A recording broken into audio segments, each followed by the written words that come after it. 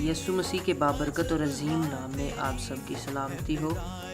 متی کی انجیل اس کا پہلا باب اس کی 18ویں آیت سے لے کر 25ویں آیت کے آخر تک پاک کلام میں اس طرح لکھا ہے۔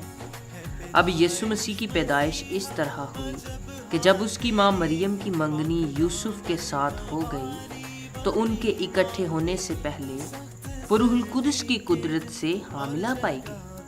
بس اس کے شوہر یوسف نے جو راست باز تھا اور اسے بدنام کرنا نہیں چاہتا تھا، اسے چپکے سے چھوڑ دینے کا ارادہ کیا۔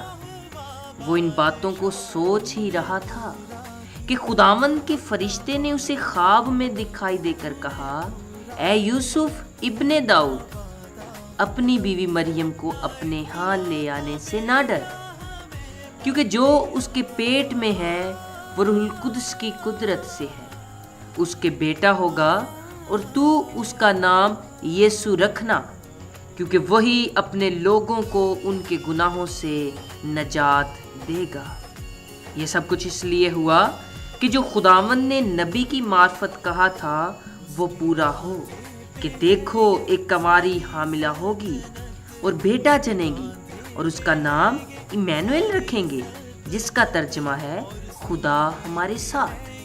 بس یوسف نے نیند سے جاگ کر ویسا ہی کیا جیسا خداوند کے فرشتے نے اسے حکم دیا تھا، اور اپنی بیوی کو اپنے ہاں لے آیا اور اسے نہ جانا جب تک اس کے بیٹا نہ ہوا، اور اس کا نام یسوع رکھا۔ خداوند آپ سب کو اس کلام کے وسیلے سے برکت دے، آمین۔